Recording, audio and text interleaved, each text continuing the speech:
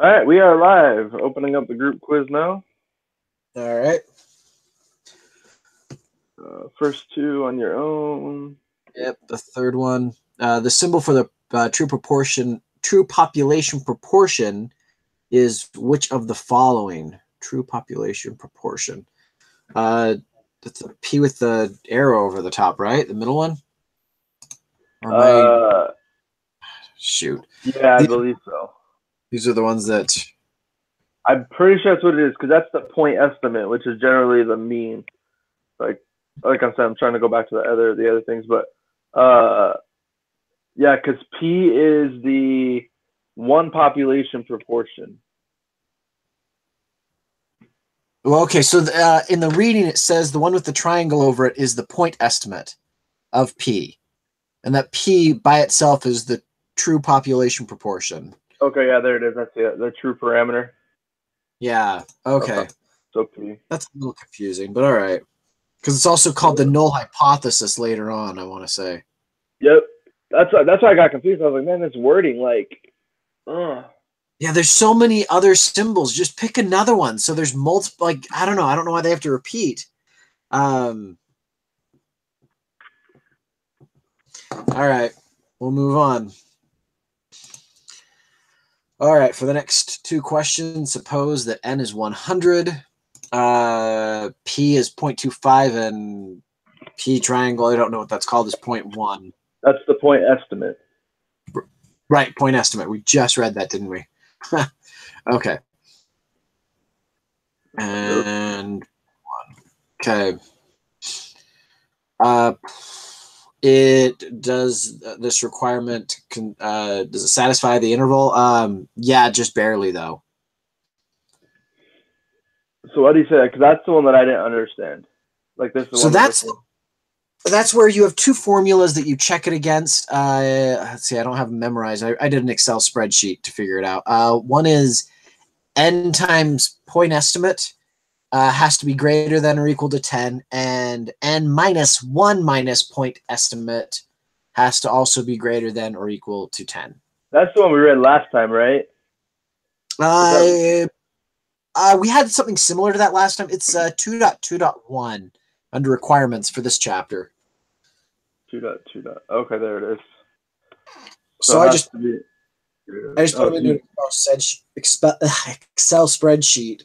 And so we've got 10 and 90, which are both greater than or equal to 10. Okay. All right. 5, the requirements for conducting a hypothesis test are satisfied. Wait, hold on. What was the hypothesis test one? So the hypothesis test is, where's that?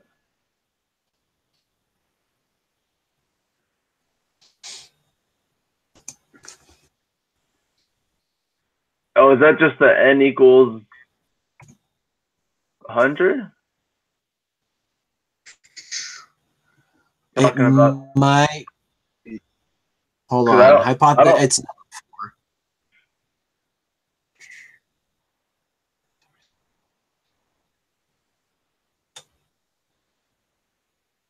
4. Okay, yeah. So this is the NP is greater than or equal to. So what is the confidence interval test?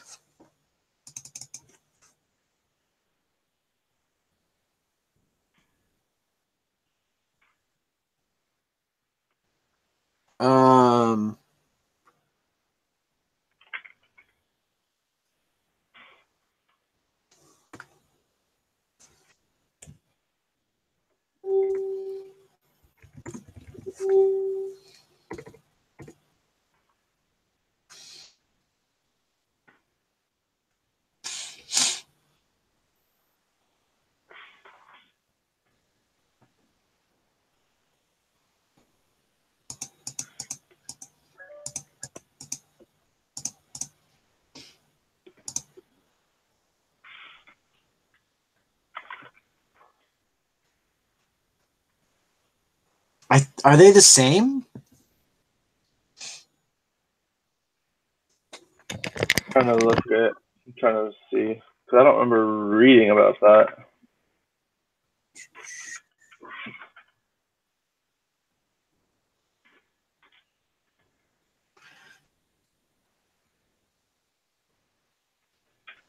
The estimator for P is P times P equals X over N. So we have N, we don't have X.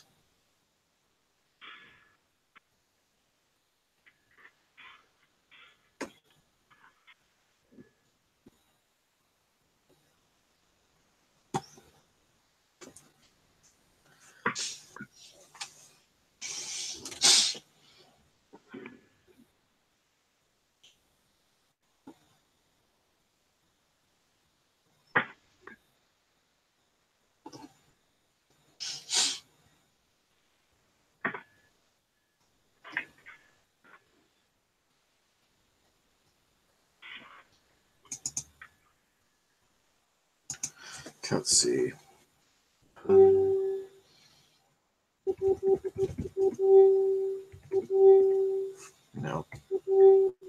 The requirements for conducting a hypothesis test are satisfied.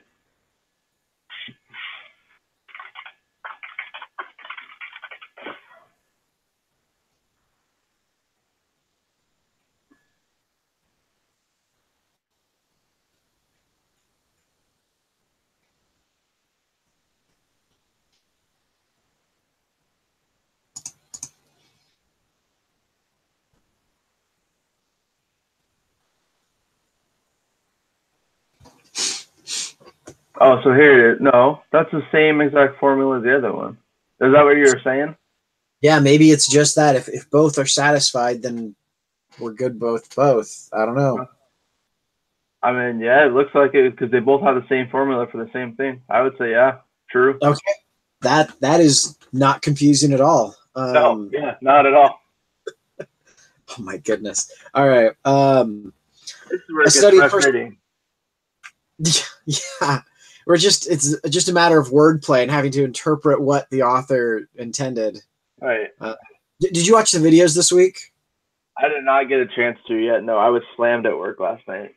No, it's all right. They just make a bunch of references to stuff that happened in 2008 and 2009, like Proposition 8 in California and Obama running for president, and it's just interesting.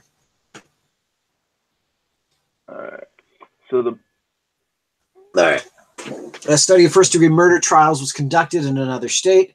A random sample of 60 people on trial for first-degree murder was taken.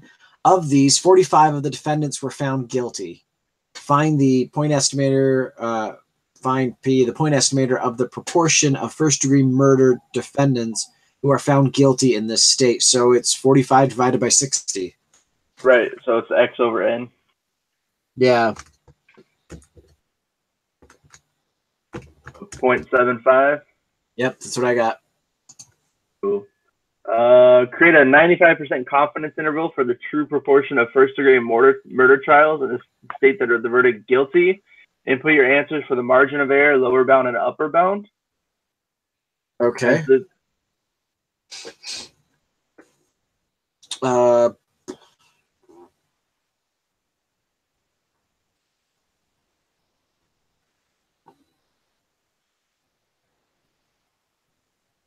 Oh man, I should have built this formula.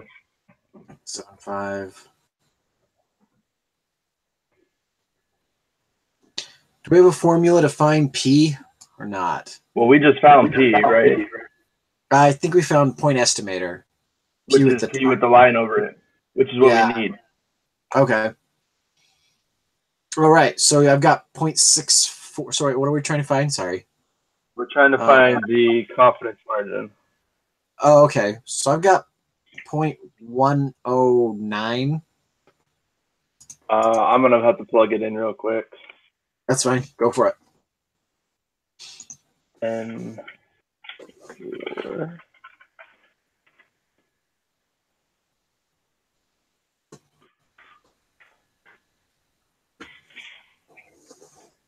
okay, so I'm trying to set this formula up. Minus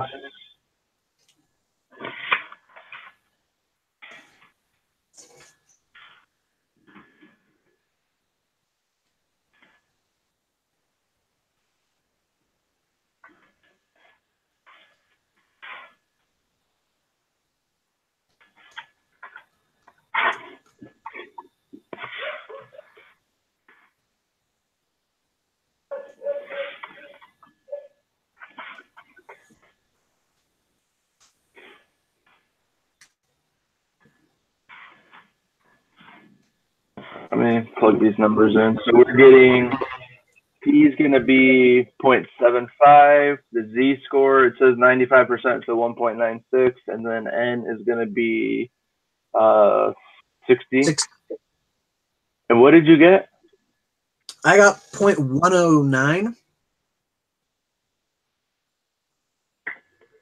What did you get? I got 0.64, but I just built my formula, so let me double check it. Okay, so that's the lower. That's the lower bound. Oh, okay.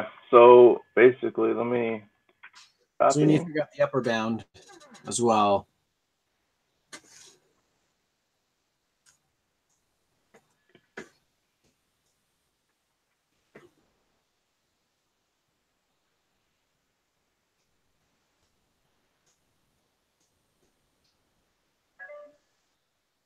Let me change.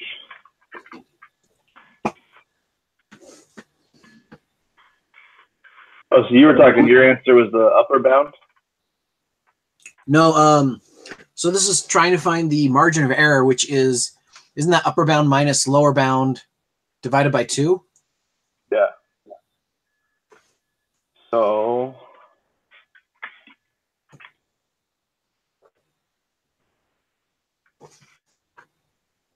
I should have been more prepared. Dude, it's okay. It is okay. All right, divided by 2 equals. What did you? So you said it's the. Oh. I don't know if I'm doing this right. Upper bound minus lower bound divided by 2. So 0.109567.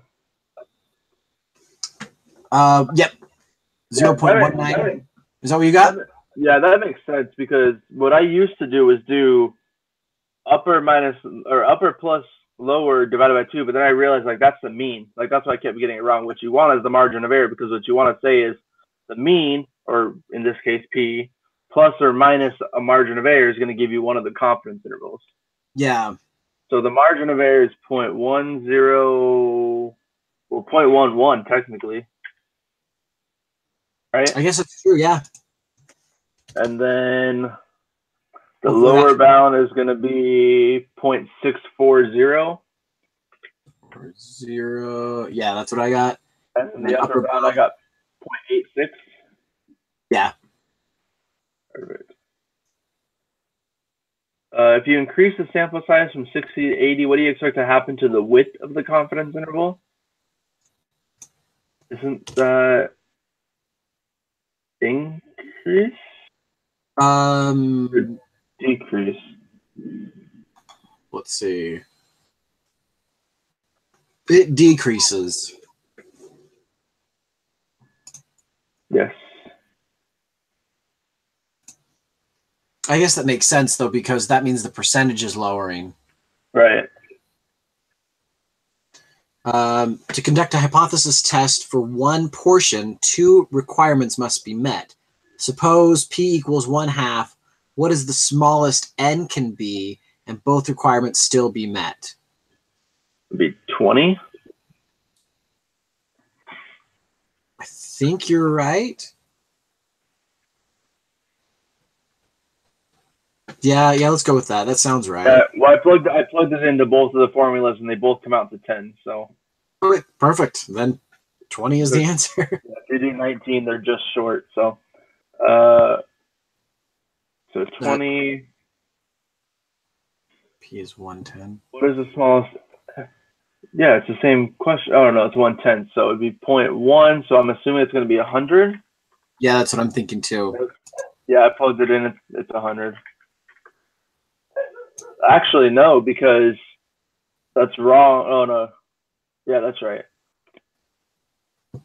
Yeah, so it's 100. Because if you go 99, the one requirement's not met. Oh, okay. Yeah. Even though the second requirement's way bigger than 10, as long as the other one isn't. So. Gotcha. All right, we're on 13. Yeah. For the water quality study in the reading, about 60% of the microinvertebrate water quality indicators have historically been associated with good health. The researchers suspect that water quality in the area has decreased. They conduct a hypothesis test using a significance level of 0.05 with the following hypothesis: P is equal to 0.6. Alternative hypothesis is P is less than 0.6. They collect new data, and then and this time N is equal to 80, X is equal to 38, indicate good health. So let's see. So in this case, we would just put 80 for N and then 0.6 for P. Yeah, I think so. Okay, in that case, I would put true because I got 48 and 32. What did you get for? Oh wait, hold on. I didn't do that formula yet. Hold on. 38 divided by 80.475.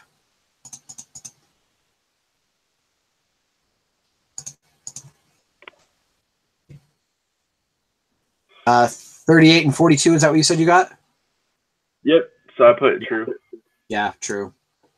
P, I got 0.475. That's that 38 divided by 80. Yeah, that's what I got too. And the test statistic, I don't remember reading about that. No, yeah, I do. Hold on.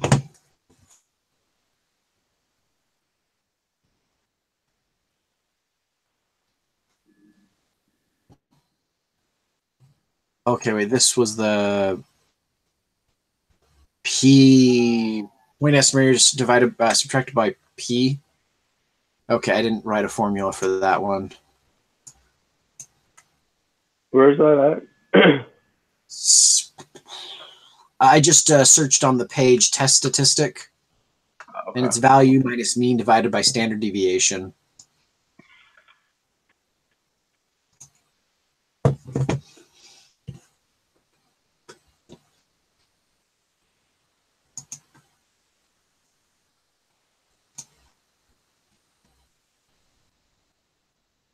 So is it the Z-score? Yeah, it's a Z-score.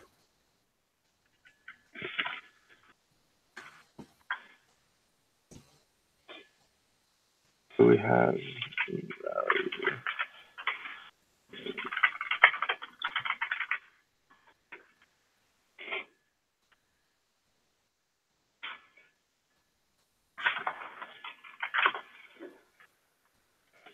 value is going to be P with a line. And then the mean is going to be P. And then the standard deviation is that lovely formula. Yes. This is going to be...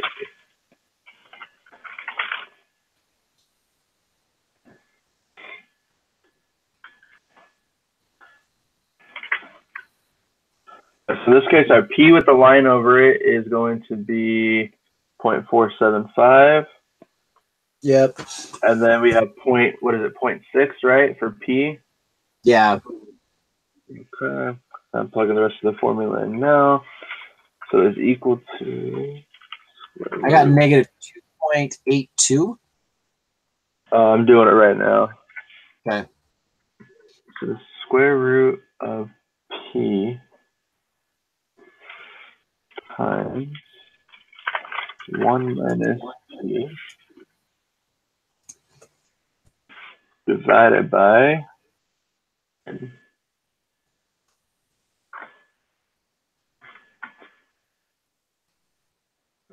see.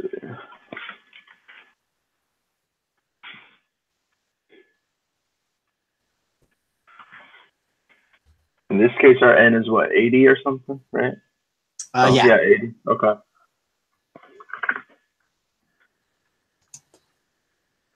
What did you say you got? negative 2.282. What did you get?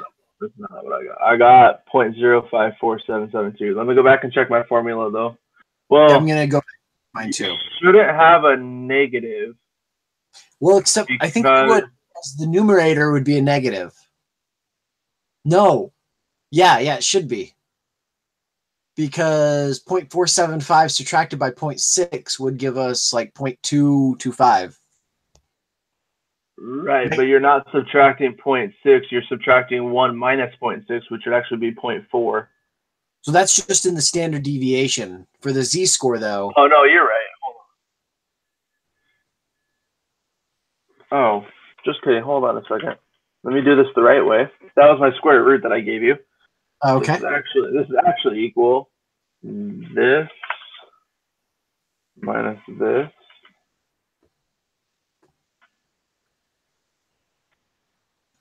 divided by the square root. And I got negative 2.282. Yep, that's what I got. Hey, look, it works when you use the right formula. Hey. Negative 2.2. Awesome. The p-value for the test. Ooh. Let's see. So isn't this where we just plug it into the area and find the applet and find the area? Oh, I think you're right. Yeah. Negative 2.282. I'm getting 0.0112. Well, let me put mine in. Point. Oh.